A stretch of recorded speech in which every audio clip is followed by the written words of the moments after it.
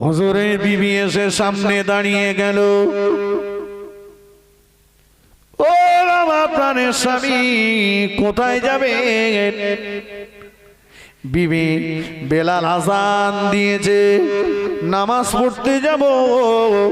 বিবি বললেন, যান, নিষেধ করতে আসিনি আপনাকে, তবে শুধু একটা কথা বলতে এসেছি, নামাজের পরে যেন দেরি করবেন না, তাড়াতাড়ি বাড়ি চলে আসবে, কারণ আমাদের সোনার মানিক ছেলেটার বড় জ্বর। ছেলের জ্বর, ছেলে অসুস্থ। আমরা হলে নামাজ পড়তে যেত,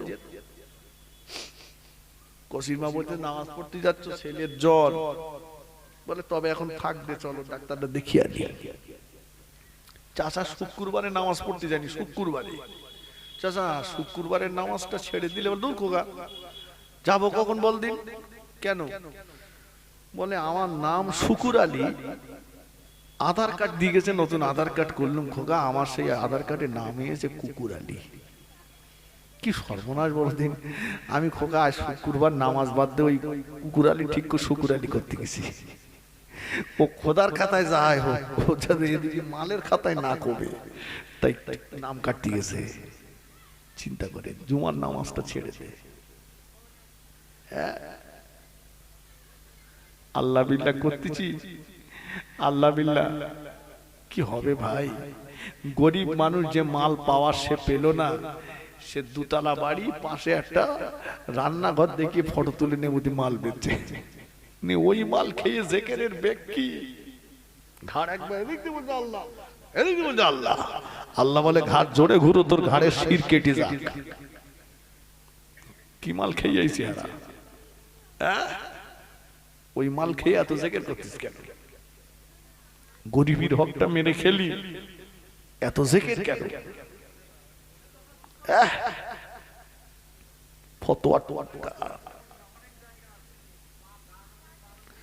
হুজুর বললেন, বিবি,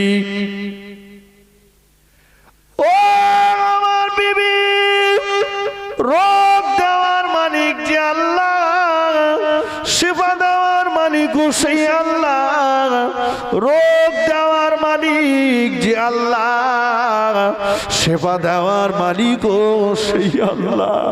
আমি আমার আল্লাহ পাককে খুশি করতে যাচ্ছি, তুমি আমার সোনার মানিকের দিকে লক্ষ্য রেখো। আরেকটু জোরে বলেন সুবহানাল্লাহ। তুমি দেখো, আমি নামাজ পড়তে যাচ্ছি। নামাজ পড়তে যাচ্ছেন জানি, সাহাবা হুজুরদের বিবিরা জানতেন যারা মসজিদে গেলে বাড়ি আসতে চায় না, তাই জানিয়ে দিচ্ছেন। আমাদের গিন্নিরা জানে যে খোকার বাপ যাচ্ছে যখন, খুব বেশি দেরি করবে না, ওই এক্ষুনি আসবে।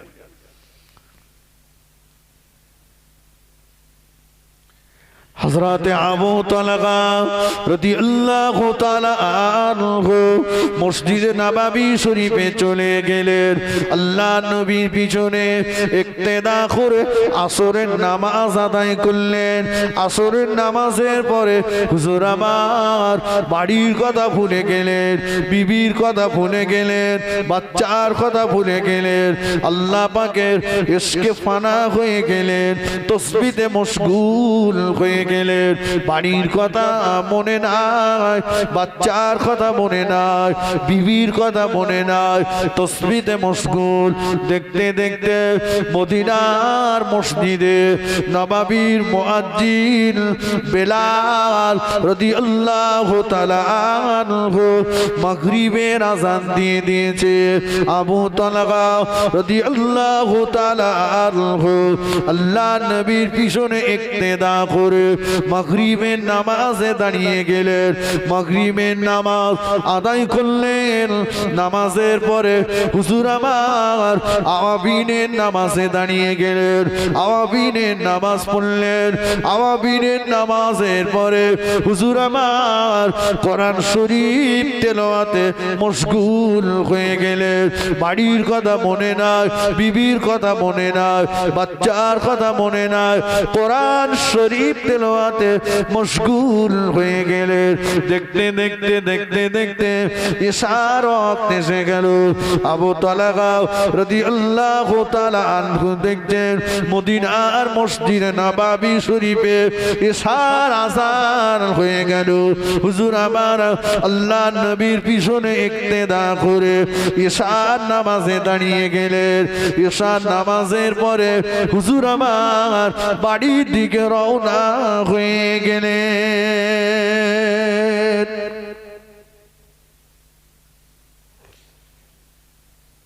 বাবা গিয়েছিলেন কখন? একটু কথা বলেন। আসরে। আর ফিরছেন কখন? এসার সময়। যাওয়ার সময় বিবি কি বলেছিল? তাড়াতাড়ি আসবে, ছেলের জ্বর। সব ভুলে গেলেন। টুক টুক টুক টুক করে এসার নামাজের পরে বাড়ির দরজায় এসে হাজির। ও আল্লাহ নবী সাহাবী আবু তালহা রাদিয়াল্লাহু তাআলা আনহু দরজায় এসে বিবিকে সালাম দিলেন। হুজুরে বিবি সাহেবা দরজা খানা খুলে দিলেন। হুজুর ঘরের ভিতরে প্রবেশ করলেন। ঘরের ভিতরে প্রবেশ করে দেখেন হুজুরে বিবি সাহেবা রাতের খাবারটা রেডি করে বসে আছেন। প্রাণের স্বামী গো, রাতের খাবারটা আপনার জন্য রেডি করা, চলে আসুন, নিজে হাতে করে রাতের খানাটা আপনাকে খাইয়ে দেব। হুজুর বললেন, ও আমার বিবি, ও আমার বিবি, খানা পরে খাবো। আমি যখন আসরের নামাজ পড়তে যাচ্ছিলাম তুমি আমাকে বলেছিলে সোনার মানিকের বড় জ্বর, সোনার মানিক আমার বড় অসুস্থ। ও আমার বিবি, মসজিদে যে মসজিদকে এতটাই ভালোবেসেছিলাম, মসজিদে যে মসজিদের প্রেমে এতটা পাগল হয়ে গিয়েছিলাম, মসজিদে যে নামাজে এতটাই ডুবে গিয়েছিলাম। ও বিবি, তোমার কথা আমার মনে ছিল না, বাচ্চার কথা আমার মনে ছিল না, বাড়ির কথা আমার মনে ছিল না। ও বিবি, এখন আমাকে বলো সোনার মানিক আমার কেমন আছে? হুজুরের বিবি সাহেবা বললেন, ও আমার প্রাণের স্বামী, সোনার মানিক আল্লাহর হেফাজতে আছে।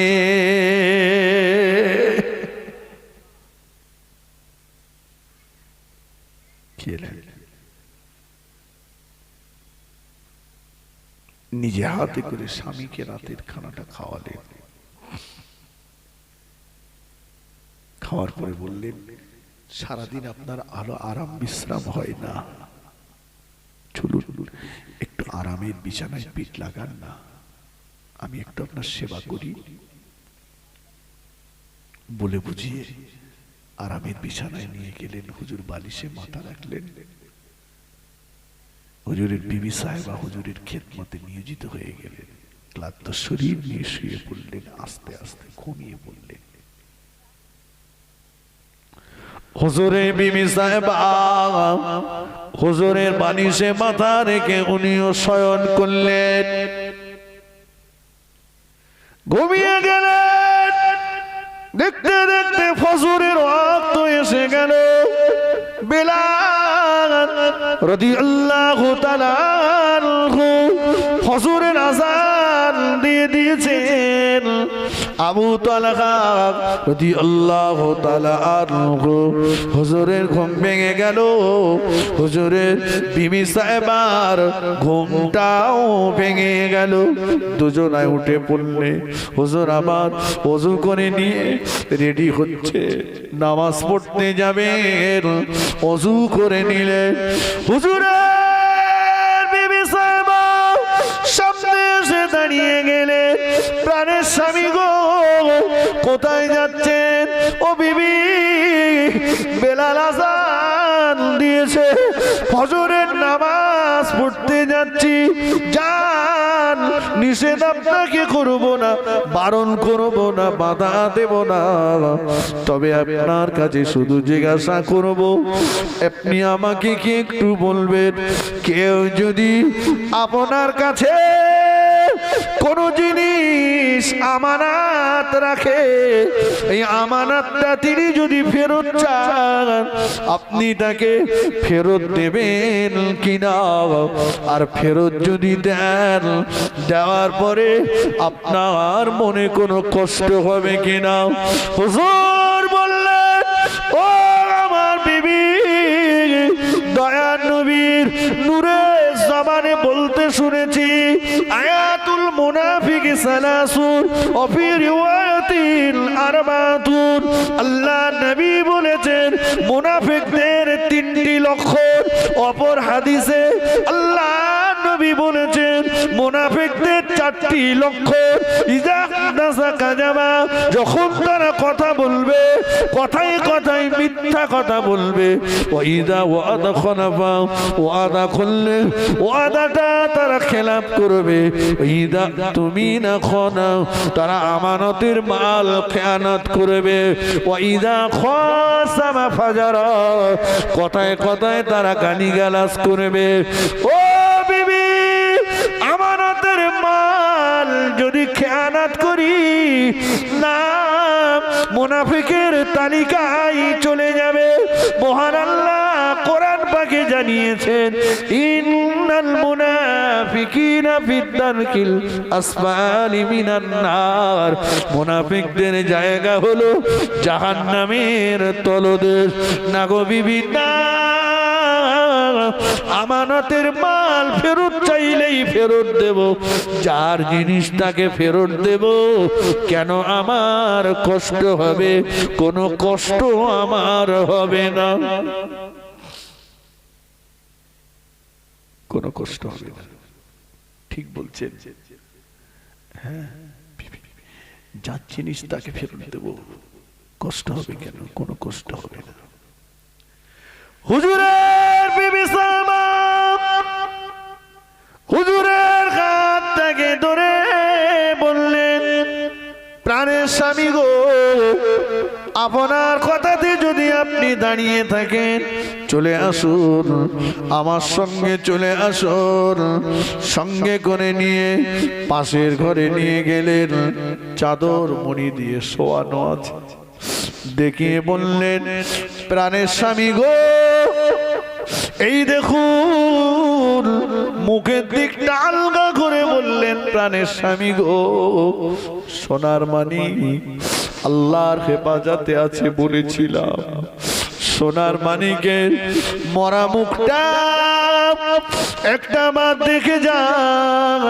গতকাল আপনি যখন আসরের নামাজ পড়তে চলে গিয়েছিলেন, বেটা আমার ইন্তেকাল করেছে।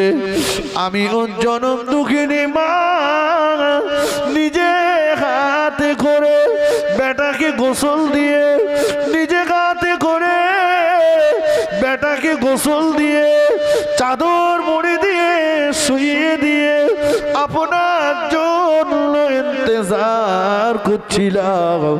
হুজুরের চোখ দিয়ে টপ টপ করে পানির টোসা গড়িয়ে যায়। ও আমার বিবি, ও আমার বিবি, তুমি যে আমাকে বললে সোনার মানিক আল্লাহর হেফাজতে আছে, প্রাণের স্বামী গো, মিথ্যা বলিনি, মিথ্যা বলিনি, মিথ্যা বলিনি। সোনার মানিক তো আল্লাহর হেফাজতে আছে। আল্লাহ যদি সন্তান না দিতেন, আল্লাহর বিরুদ্ধে পৃথিবীর কোন কোর্টে কেস করতে পারতাম না। আল্লাহ যদি সন্তান না দিতেন, পৃথিবীর কোন জায়গায় আল্লাহর বিরুদ্ধে বিচার দিতে পারতাম না। ও প্রাণের স্বামী, আল্লাহ যদি আমাকে সন্তানের মা না আমানাতের আমি সন্তানের মা হতে পারতাম দাও। আল্লাহ আমাকে সন্তানের মা হওয়ার সুযোগ দিয়েছেন, আল্লাহ আমাকে মা বানিয়ে দিয়েছেন। তাই তো আপনার ঔরসে আমার গর্ভে আল্লাহ সোনার মানিককে আমাদের কাছে আমানত রেখেছিলেন। আল্লাহ দেওয়া আমানত আল্লাহ ফেরত নিয়েছেন। এর জন্য মনে দুঃখ করলে হবে না, মনে কষ্ট করলে হবে না। চলে যান আল্লাহ নবীর পিছনে ইক্তেদা করে জামাতের সঙ্গে নামাজ আদায় করুন। নামাজের পরে দয়ার নবী নূর নবীকে জানাজার দাওয়াত দিয়ে আসুন। আমার নবী যদি এসে সোনার মানিকে জানাজাটা পড়ে, সোনার মানিকে জানাজাটা যদি আমার নবী এসে পড়ে, আমিও জনম দুঃখিনী মা বড় খুশি হয়ে যাব। আবু তালহা রাদিয়াল্লাহু তাআলা আনহু চোখের পানি ফেলতে ফেলতে মদিনার মসজিদ নববী শরীফে চলে গেলেন। আল্লাহ নবীর পিছনে ইক্তেদা করে জামাতের সঙ্গে নামাজ আদায় করলেন। নামাজের পরে দয়ার নবীর নূরের মুখটা দিকেছে, জজ্জর জজ্জর জজ্জর জজ্জর করে কাঁদতে লাগলে। আল্লাহ নবী বললেন, আবু তালহা, ও বাবা আবু তালহা, ঈশার নামাজ জামাতে আদায় করেছো বাবা, বাড়ি গিয়েছো, ফজরের নামাজ পড়তে এসেছো আবার। কি হলো বাবা, কি এমন হয়েছে বাবা, কেন বসে বসে কাঁদছো এমন করে? হুজুর বললেন, ইয়া রাসূলুল্লাহ,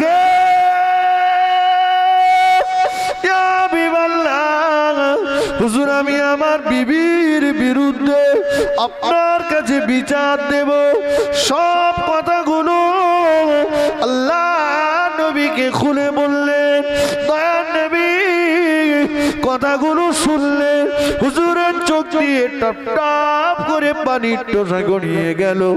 দয়ার নবী বললেন, ও বাবা আবু তালহা, কি বিচার করব তোমার বিবির বিরুদ্ধে বাবা?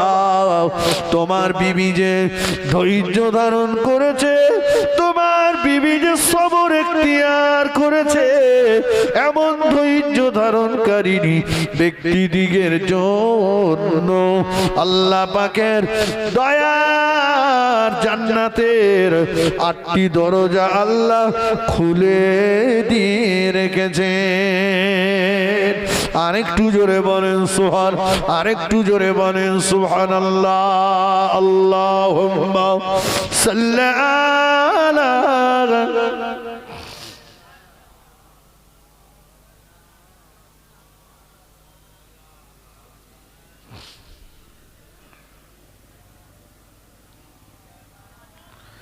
খুব মোহাব্বতে আল্লাহুম্মা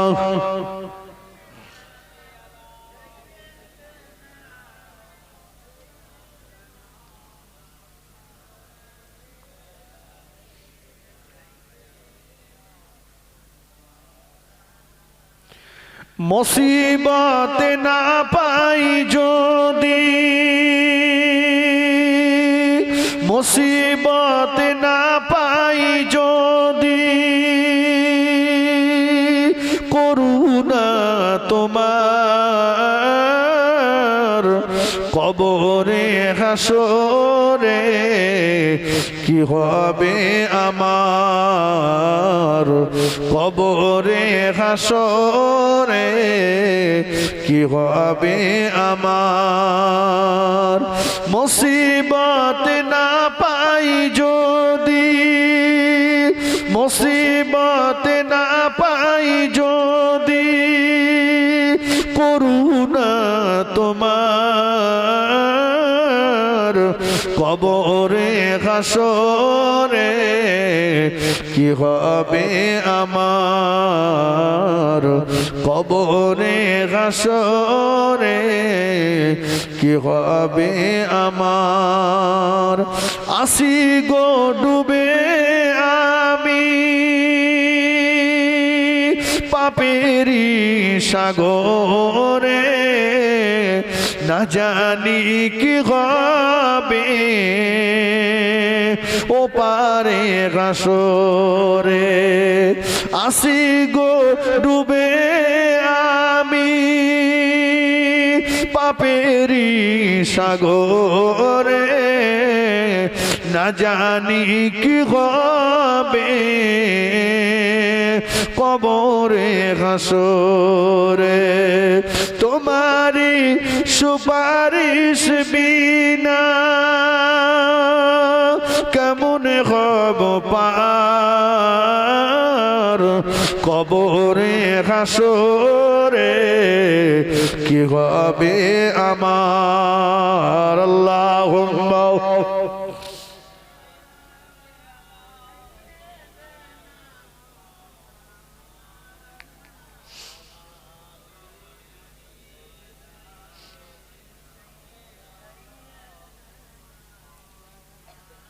আমার ভাইরা, এতক্ষণ ধরে আমি একটা কথাই বোঝাতে চেয়েছি, যেহেতু মসজিদ কেন্দ্রিক জলসা, তাই আমি এতক্ষণ আপনাদের কাছে শুধু নামাজের কথাই বললাম।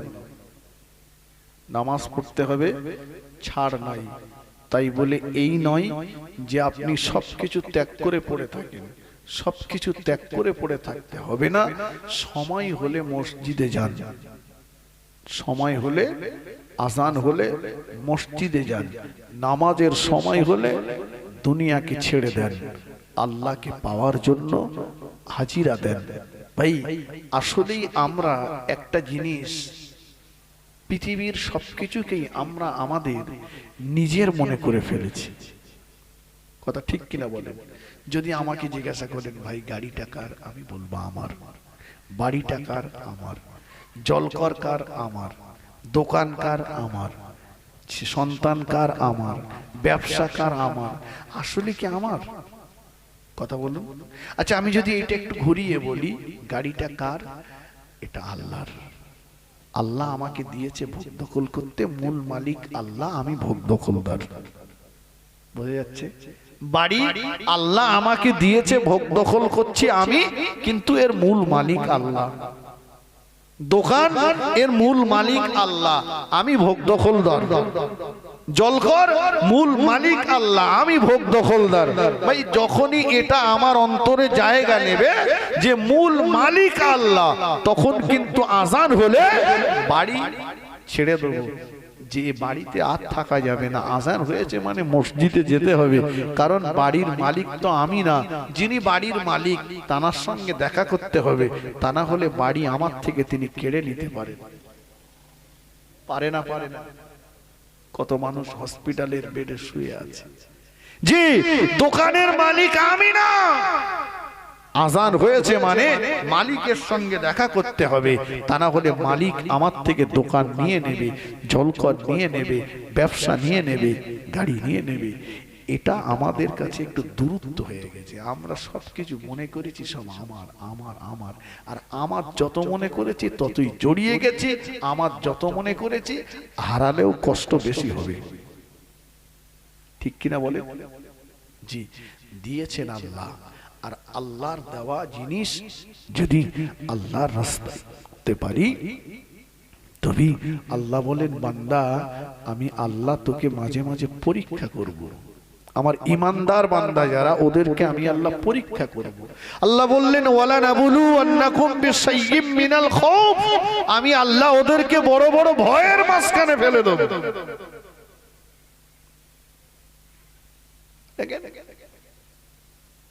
অনেকে বলে আমরা তো খুব একটা নামাজ কালাম পড়িনি, তোরা তো খুব ঘন ঘন মসজিদে যাস, আল্লাহ বিল্লাহ করিস, তোর এত রোগ শোক কেন? বলে না? কিন্তু মনে রাখবেন এই রোগ শোক ইমানদারদের জন্য একটা। আল্লাহ বলেছেন আমি ঈমানদারদের পরীক্ষা করব, বড় বড় ভয়ের মাঝখানে ফেলে দেব। ওয়ালজু, আমি আল্লাহ ওদের খাওয়ার কষ্ট দিয়ে নফসগুলোকে মেরে দেব। ওয়ানাকসিম মিনাল আমওয়াল, আমি আল্লাহ ওদের সন্তান কেড়ে নেব। ওয়াল আনফুসি ওয়াস সামারাত, আমি আল্লাহ ওদের ফসলগুলোকে নষ্ট করে দেব। কথা বুঝতে পারছেন? আল্লাহ নিজেই পরীক্ষার প্রশ্ন আউট করে দিলেন যে আমি ঈমানদারদের পরীক্ষা করব, বড় বড় বিপদ ভয়ের মাঝখানে ফেলে দেব, পরীক্ষা করব, ওদের খাওয়ার কষ্ট দিয়ে নফসগুলোকে মেরে দেব, আমি আল্লাহ ওদের সন্তান কেড়ে নেব, আমি আল্লাহ ওদের ফসল নষ্ট করে দেব। এরপরেও দেখি বান্দা ধৈর্য ধরে কিনা, সবর করে কিনা, বান্দা বলে কিনা ইন্না লিল্লাহি ওয়া ইন্না ইলাইহি রাজিউন। যা কিছু পেয়েছিলাম কার কাছ থেকে? জোরে বলেন, জোরে বলেন। আল্লাহর কাছ থেকে পেয়েছি, আর যেটা চলে গেছে সেটা আল্লাহর কাছেই গেছে।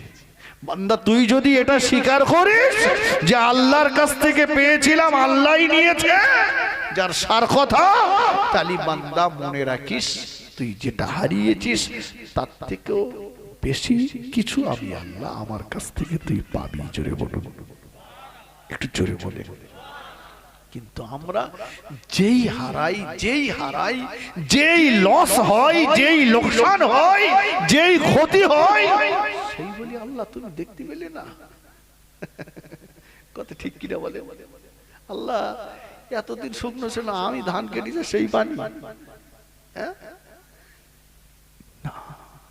বান্দা তুই শুধু এতটুকু বল যে যেটা পেয়েছিলাম আল্লাহ তোমার কাছ থেকে, আচ্ছা নিয়েছো আল্লাহ, তুমি নিয়েছো, স্বীকার কর, আমি আল্লাহ বেশি দেব, বেশি দেব।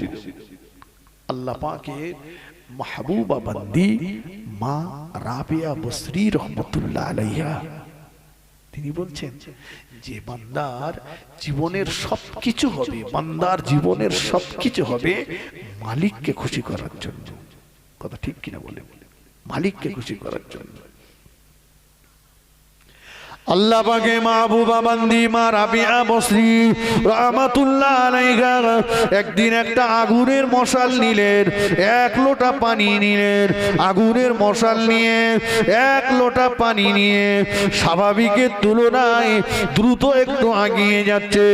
ওনার একজন ভক্ত, ওনার একজন মুরিদি ওনাকে জিজ্ঞাসা করলেন, আম্মা জান এত দ্রুত পানি নিয়ে, পানির বোতলটা নিয়ে, আগুনের মশালটা নিয়ে কোথায় চলেছে? আম্মা জান বললেন, ও আমার মুরিদিনী শুনে রাখো, এই আগুনের মশাল নিয়ে যাচ্ছি জান্নাত পুড়িয়ে দেব, আর এই পানি নিয়ে যাচ্ছি জাহান্নামটা নিভিয়ে দেব, জান্নাত থাকবে না জাহান্নামও থাকবে না। দেখি বান্দা আর আল্লাহর ইবাদত করে কিনা। জান্নাত নেই, জাহান্নাম নেই, দেখি বান্দা শুধু আল্লাহকে ইবাদত করে। ভাই সবকিছু তো ছাড়লাম সন্তানদের জন্য, কি করে একটু সময় বেশি দিলে বেশি দিলে আমার সন্তানের জন্য একটু বেশি রেখে যেতে পারবো, আমার আওলাদদের জন্য বেশি রেখে যেতে পারবো, তাই তো নাকি? নামাজ ছেড়ে দিয়েছি, নামাজ ছেড়ে দিয়েছি। ও ভাইয়েরা, ও তুলবেড়িয়া যুবকেরা, ও নওজোয়ানেরা, শুনে রাখুন, আমি আপনি যেদিন মারা যাব, একটা বার কি ভেবেছেন আমি আপনি যেদিন মরে যাব, এইতে তুলবেড়িয়া মসজিদে ঘোষণা হয়ে যাবে, অমুক ইন্তেকাল করেছে, অমুক মারা গিয়েছে, অমুক ইন্তেকাল করেছে, অমুক মারা গিয়েছে।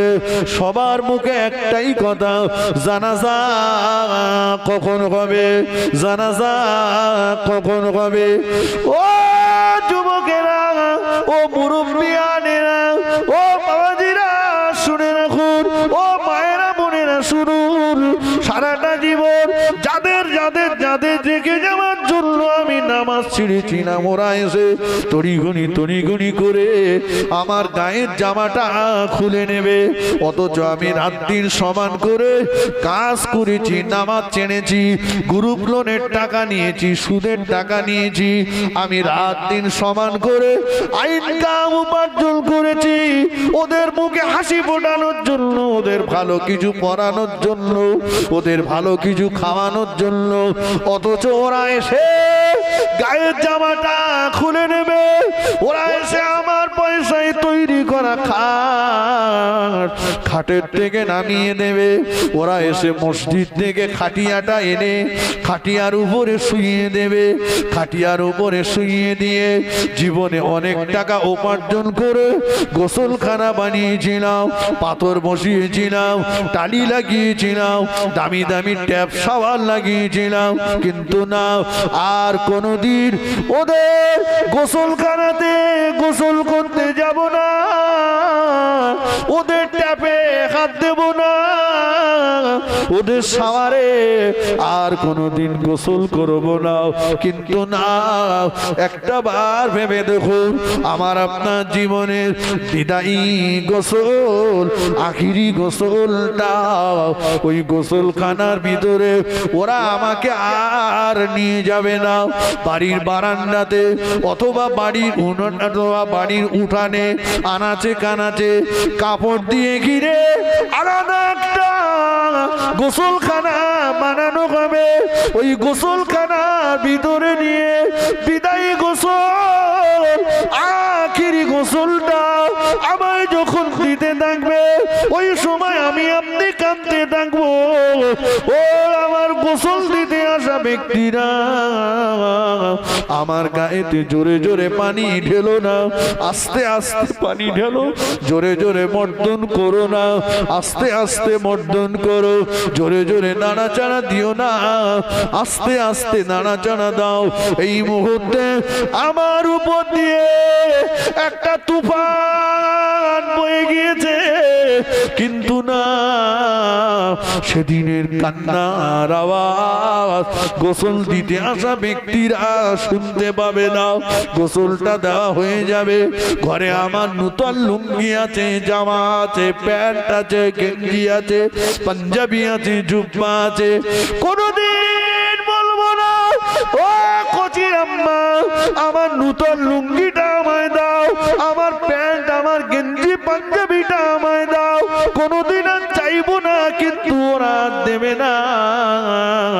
খাটিয়ার উপরে সাদা কাফনের কাপড়টা বিছানো থাকবে, কাপড়ের উপরে আমাকে আপনাকে শুইয়ে দিয়ে কাফনের কাপড়টা যখন মুড়তে থাকবে, ওই সময় মাইয়েত কাঁদতে থাকবে, ওই সময় মুর্দা কাঁদতে থাকবে, ওই সময় আমি আপনি কাঁদতে থাকবো। ও আমার কাফন পরাতে আসা ব্যক্তিরা, মুড়ে দিও না, ঢেকে দিও না, মুড়ে দিও না, ঢেকে দিও না, মুড়ে দিও না, ঢেকে দিও না, তড়িঘড়ি তোমরা আমার মুখটা ঢেকে দিও না। দেখো আমার খাটিয়ার পাশে দাঁড়িয়ে, আমার লাশের পাশে দাঁড়িয়ে আমার জনম দুঃখিনী মা, আমার জনম দুঃখিনী মা কেমন করে কাঁদছে। কচি বেটা, আগে আমার যাওয়ার কথা, আগে তুই চলে গেলি বাবারে, তুই চলে গেলি। আমার আব্বা কাঁদছে, বেটা রে আগে তুই। দেখো দেখো, ও আমার কাপন পরাতে আসা ব্যক্তিরা, একটু দাঁড়াও, মুড়ে দিও না, ঢেকে দিও না, মুড়ে দিও না, ঢেকে দিও না। দেখো আমার লাশের পাশে দাঁড়িয়ে, খাটিয়ার পাশে দাঁড়িয়ে আমার ছেলে কেমন করে কাঁদছে, আব্বু আব্বু আব্বু। মেয়ে আমাকে ডাকছে আব্বু আব্বু আব্বু, আমি যে ওদের আব্বু, আমি যে ওদের আম্মু, আমি জীবনের মতো চলে যাচ্ছি, একটু দাঁড়াও। ওদের আর একটু আমায় দেখতে দাও, আমাকে ওদের একটু দেখতে দাও, মনে দিও না, ঢেকে দিও না। আমার নাতিপোতা গুলো কেমন করে আমাকে ডাকছে, দাদু ভাই, নানু ভাই, দাদু ভাই, নানু ভাই, দাঁড়াও, একটু দাঁড়াও, ঢেকে দিও না। কিন্তু না, সেদিনের কান্নার আওয়াজ কাফন পরাতে আসা ব্যক্তিরা শুনতে পাবে না। কাফনটা পরিয়ে দিয়ে পায়ের দিকে একটা বাঁধন, মাঝখানে একটা বাঁধন, মাথার দিকটা মুড়ে মুড়ে একটা বাঁধন দিয়ে খাটিয়ায় তুলে দেবে। খাটিয়ার প্যাসেঞ্জার আমি একা, সবাই আমার খাটিয়াটা কাঁধে করে নিয়ে জানাজা পড়ে কবরস্থানের দিকে নিয়ে যাবে। কাফনের ভিতর থেকে বলতে থাকবো, দাঁড়াও, একটু আস্তে চলো, আস্তে চলো, জোরে জোরে না, আস্তে আস্তে চলো। কিছুক্ষণ আমাকে আমার প্রতিবেশীদের মাঝে থাকতে দাও, আমার বাসীদের মাঝে থাকতে দাও। কিন্তু না, শুনবে না, শুনতে পাবে না। কবরস্থানে যে কবরের পাশে খাটিয়াটা রেখে আমার কবরে মাথার দিকে একজন নেমে যাবে, পায়ের দিকে একজন নেমে যাবে। মনে করবো হয়তো এরা দুজনা আমার সঙ্গে থাকবে, কিন্তু না, মাঝখানে কাপড় দিয়ে আমার লাশটাকে নামিয়ে দেওয়ার পরে যে দুজনা আমার কবরে নেমেছিল, ওরা লাফ দিয়ে উঠে যাবে কবর থেকে। এমন একটা জায়গায় আমাকে শুইয়ে দিল, পাশে আর একটা মানুষ শুতে পারবে না। এরপরে ওরা আমাকে মাটি চাপা দিয়ে চলে যাবে। আর কোনদিন কেউ কবর খুঁড়ে দেখতে যাবে না আমি আপনি কবরের ভিতরে কেমন অবস্থাতে আছি।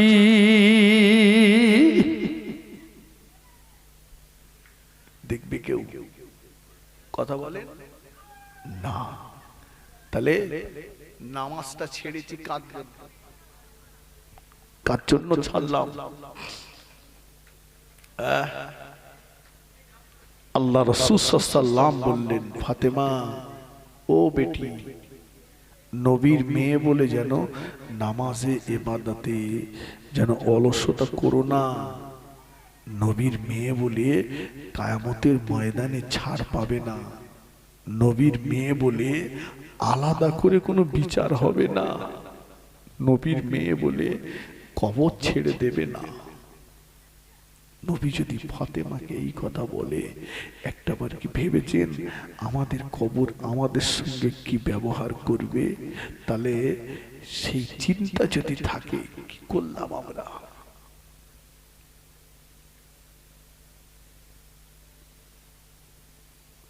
আল্লাহ নবী বললেন, ও আমার সাহাবীরা, তোমরা কি সবাই জান্নাতে যেতে চাও? তোমরা কি সবাই জান্নাতে যাবে? সাহাবারা বললেন, ইয়া রাসূলুল্লাহ, ইয়া হাবিবাল্লাহ, হুজুর আমরা আপনার সম্মুখে বসে থাকি, হুজুর আমরা আপনার কথা মতো চলি, হুজুর আমরা আপনাকে মোহাব্বত করি, আমরা তো জান্নাতে যাব। আল্লাহ নবী বললেন, ও আমার সাহাবীরা, আমি মুহাম্মাদুর রাসূলুল্লাহ অতক্ষণ পর্যন্ত আল্লাহ পাকের দয়ার জান্নাতে যেতে পারবো না যতক্ষণ না পর্যন্ত আল্লাহ পাকের দয়ার ক্ষমা আমাকে বেষ্টন না করবে।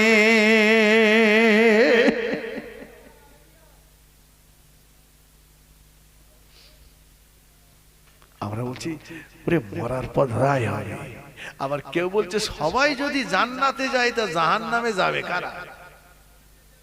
কথা বলনি? ও মনে করেছে ও মামুর বাড়ি মন করলেই যাওয়া যায় জাহান্নাম।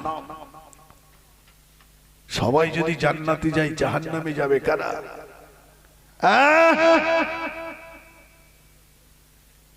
আল্লাহর আযাবে জাহান্নাম কত কঠিন জানো? এক ওয়াক্ত নামাজ ছাড়লে 2,88,00,000 বছর জাহান্নামে যাবে।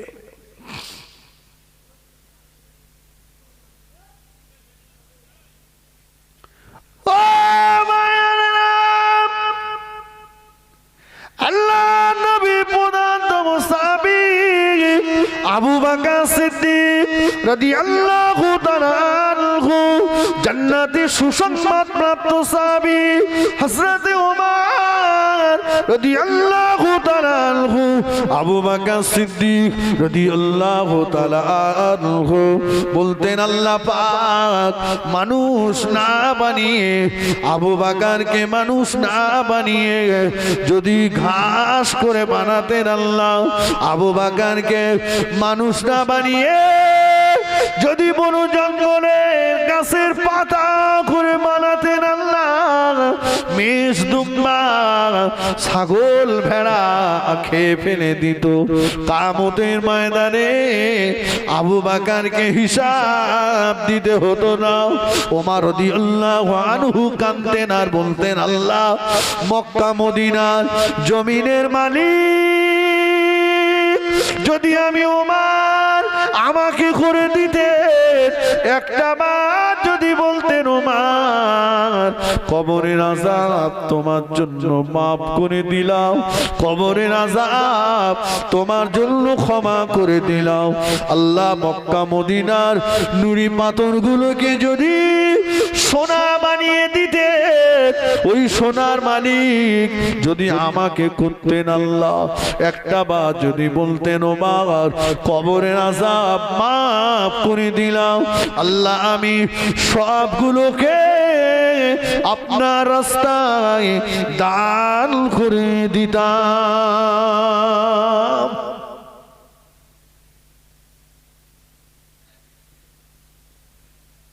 কবরের ভয় তাদের লাগলো, আমাদের ভয় কবরস্থানের পাঁচিলে বসে বসে বিড়ি খাচ্ছে তো ভয় লাগলো। কবর মানুষ মাটি দিতে গিয়েছে, দাফন করতে গিয়েছে, সেখানে যে দুনিয়ার গল্প করছে, কথা ঠিক কিনা বলে? আজকে ওই ভয়টা যদি থাকতো তাহলে মসজিদ মুখ হতাম, মসজিদ মুখ হতাম। আমার ভাইরা, আমি হাতে নয় পায়ে ধরে বলে যাব মসজিদ মুখ হন, নামাজের পাটিটাকে আঁকলে ধরুন, নামাজের পাটিটা ধরুন, আল্লাহর নিকটবর্তী হন।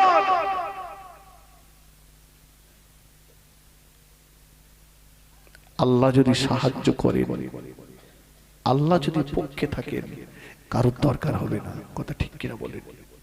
আর জগতের সব মানুষ যদি আমার পক্ষে থাকে, আল্লাহ যদি বিপক্ষে চলে যায়, কোনো লাভ হবে না। নামাজ পড়ুন। আমার মায়েদেরকে বলবো, আমার মা বোনেরা আবেগ ভরে ওয়াজ শুনছেন, নামাজ পড়ুন। নামাজের সংখ্যা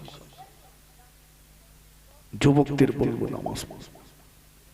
কঠিন জামানা, কঠিন দিন, কঠিন সময় এসে গেছে, যে কোনো মুহূর্তে চলে যেতে হবে। বাবা নামাজটাকে আগে ধরো। মসজিদে জলসা করছো, মসজিদকে কেন্দ্র করে দান করছো, কিন্তু মসজিদে যাবে না। নবী মুসা আলাইহিস সালাম কালিমুল্লাহ আল্লাহ পাকের সঙ্গে কথা বলতে যাচ্ছেন, প্রতিমধ্যে ইবলিস শয়তানের সঙ্গে দেখা। ও নবী মুসা কোথায় যাচ্ছেন? বলে আল্লাহর সঙ্গে কথা বলতে যাচ্ছি। বলে আমার কথাটা একটু বলবেন। কি বলতে হবে? বলে আল্লাহকে বলবেন আল্লাহ যদি আমাকে ক্ষমা করে দেয় আমি ভালো হয়ে যাব, শয়তানি আর করবো না। তুই ভালো হবি? বলে হ্যাঁ, আল্লাহ মাফ করে দিলে ভালো হবে। তো গেলেন, আল্লাহর সঙ্গে কথাবার্তা বলার পরে একেবারে শেষে বললেন আল্লাহ আসার সময় ইবলিসের সঙ্গে দেখা হয়েছিল, ও বলেছে আপনি যদি ওকে মাফ করে দেন ও ভালো হয়ে যাবে, শয়তানি আর করবে না। আল্লাহ বলে মুসা ভালো হবে না, আল্লাহ আপনি বলেন না মাফ করবেন কিনা। আল্লাহ বললেন মুসা ওকে যেয়ে বলো ও যদি আদমের কবরের পাশে গিয়ে সিজদা করে আমি আল্লাহ ওকে মাফ করে দেব। ফের আসার পথে শয়তানের সঙ্গে দেখা।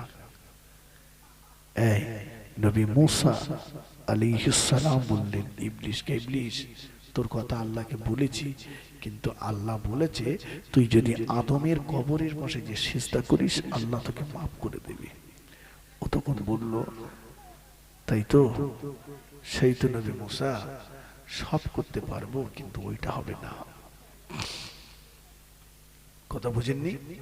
সব পারবো কিন্তু ওইটা পারবো না। এখন সারা রাত হবে, শুনবো, অসুবিধা নেই। চাঁদা ফের দিতে হবে, বলেন দেব। শহীদ মিনারে যেতে হবে, যাব। নামাজ পড়ার কথা বললে যাব না। কত বুঝতে পারিনি? কি হলো? ইবলিস শয়তান আল্লাহ পাকের একটা হুকুম অমান্য করলো। আল্লাহ বললেন উসজুদু লিআদামা, আদমকে কিবলা বানিয়ে সিজদা করো। সবাই করলো, ইবলিস করেনি। আল্লাহ লানত প্রাপ্ত হলো। আর আমি আপনি সারা দিনে আল্লাহ পাকের কটা হুকুম লঙ্ঘন করছি নামাজে দেখেন। ও নওজওয়ানেরা, ও তেতুল বেরিয়া যুবকেরা, ও মায়েরা, বোনেরা, আমি আপনাকে বলবো, আমি আপনাকে বিনয়ের সঙ্গে বলবো, দুটি সময়ের দোয়া আল্লাহ পাকের দরবারে কবুল হয়ে যায়। দুটি সময়ের দোয়া আল্লাহ পাকের দরবারে কবুল হয়ে যায়। হাদিস শরীফের ভিতরে এসেছে, একটা হলো নামাজের পরের দোয়া, আর একটা হলো রাতের শেষ অংশের দোয়া। একটা হলো নামাজের পরের দোয়া, আর একটা হলো রাতের শেষ অংশের দোয়া। দুটি দোয়া আল্লাহ পাকের দরবারে কবুল হয়ে যায়। আপনার সংসারে অভাব, আপনার সংসারে কষ্ট, আপনি বিপদগ্রস্ত, আপনি রোগগ্রস্ত, আপনি মুসিবতে আছেন, আপনি বিপদে আছেন, কোথায় বলবেন, কাকে বলবেন, কে দেবে, কে আপনাকে বাঁচাবে?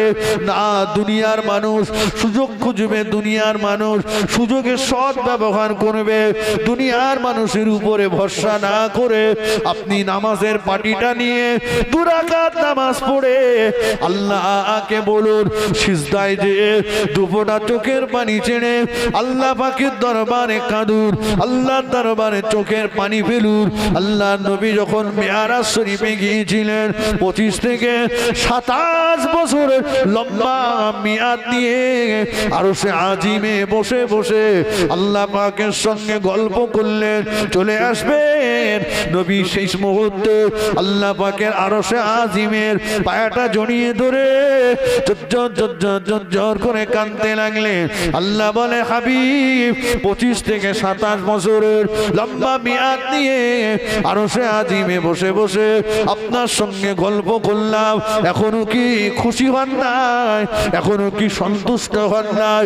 নবী বলেছিলেন, আল্লাহ পাক, ও পুরান আমিন, আল্লাহ পাক, আমি রাসূলুল্লাহ, আমি যখন দুঃখ, ব্যথা, যন্ত্রণা সাগরে হাবুডুবু খাচ্ছিলাম, আমি যখন শোক, তাপ, ব্যথার সাগরে ডুবে যাচ্ছিলাম, আল্লাহ পাক আপনি আমাকে আরশে আজিমে এনে সান্ত্বনা দিলেন। আল্লাহ আপনি আমাকে সান্ত্বনা দিলেন।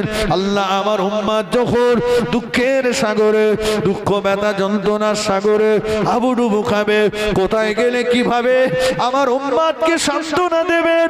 কোথায় গেলে আমার উম্মাতের সঙ্গে আপনার দিদার হবে? কোথায় গেলে আমার উম্মাতের সঙ্গে আপনার মোলাকাত হবে, কথা হবে?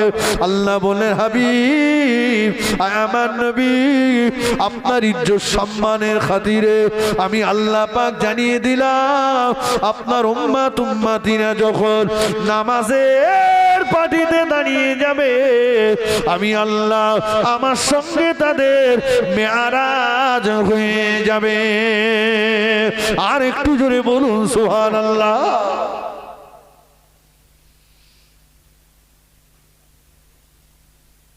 নামাজের পাটিটাই ধরুন, নামাজের পাটিটা একটা। আমার মায়েরা, বোনেরা, নামাজ পড়ুন। সংসারে কাজ না, না, রাবেয়া বস্তির মতো আপনার সংসারে কাজ নেই। রাবেয়ার মনিব সারাদিন রাবিয়াকে নামাজ পড়ার সুযোগ দিত না।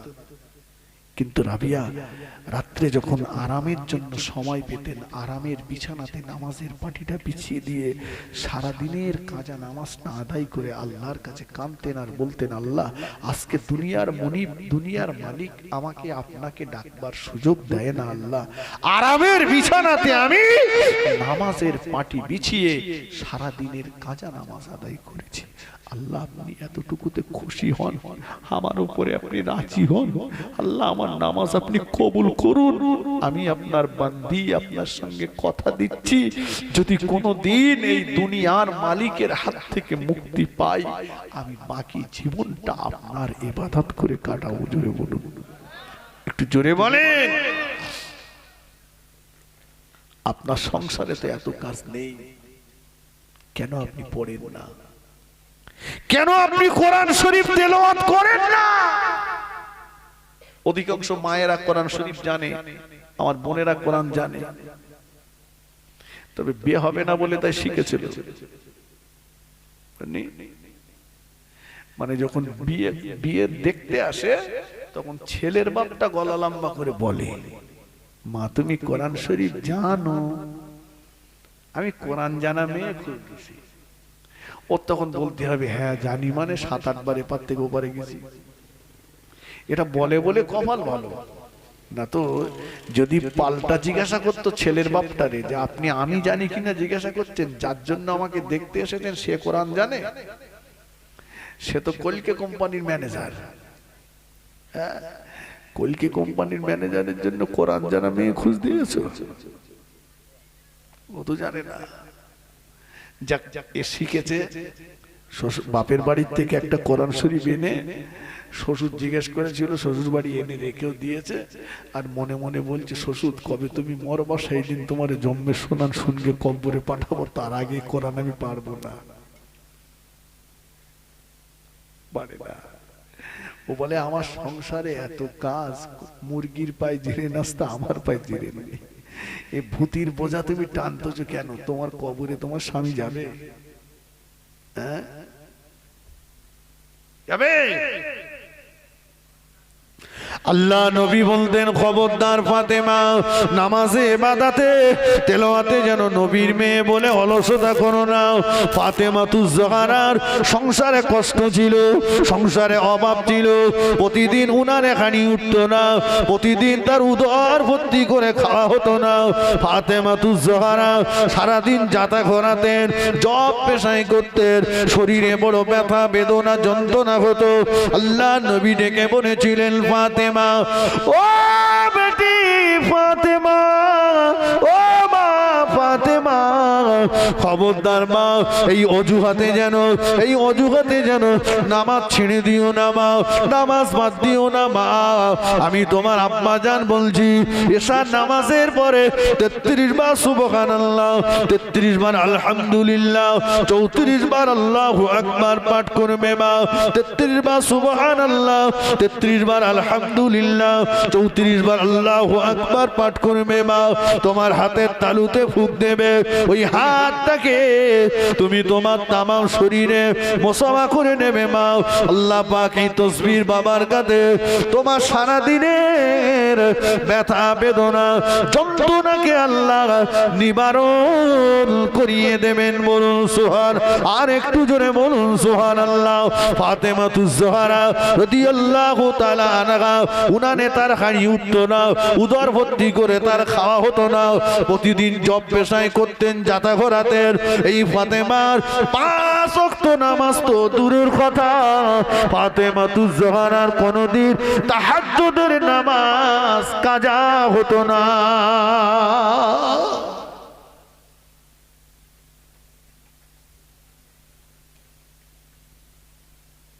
তাহাজ্জুদের নামাজ কাজা হতো না। শুধু তাহাজ্জুদের নামাজ নয়, ফাতেমাতুজ জাহরা একদিন এসে বলছেন, আব্বাজান আজকে একটা কথা আমাকে বলবেন। বলো মা, কি বলতে হবে? আব্বাজান, আমি আপনার মেয়ে, আমি ফাতেমা, আমি আগে জান্নাতে যাব না আমার মা আয়েশা আগে জান্নাতে যাবে? আচ্ছা, আমরা কেউ বলতে পারবো যে আমরা জান্নাতে যাব? জি, তকবীর দেন, নারে তকবীর, নারে তকবীর। সিলসিলায়ে হক মুজাদ্দিদে জামান পীরনগর দরবার শরীফের ভাইজান হুজুর কিবলা, পীরনগর দরবার শরীফে ভাইজান হুজুর কিবলা, নারে তকবীর। মাশাআল্লাহ, পীরনগর দরবার শরীফ থেকে আমাদের ভাইজান হুজুর এসেছেন, এক্ষুনি আসবেন, সময় হয়ে গেছে। জি, আপনারা অতি ব্যস্ত। জি, ভাইজান হুজুর কিবলা এসে গেছেন, এক্ষুনি আসছেন। হুজুর কিবলার মূল্যবান ওয়াজ নসিহত আপনারা শুনবেন। জি, যারা আশেপাশে আছেন সকলেই আপনারা মাহফিলের ভিতরে আসুন। জি, হুজুর কিবলা এসেছেন বহুদূর থেকে, বহু কষ্ট করে। আর আপনারা যদি বাড়িতে শুয়ে থাকেন তাহলে ওয়াজ হবে কি করে? জি, ভাইজান এসেছেন, এক্ষুনি আসছেন। আপনারা যারা রাস্তায় ইতি বিক্ষিপ্ত ভাবে ঘোরাফেরা করছেন সকলেই মাহফিলের ভিতরে আসুন। দরুদ শরীফ আল্লাহুম্মা সাল্লি আলা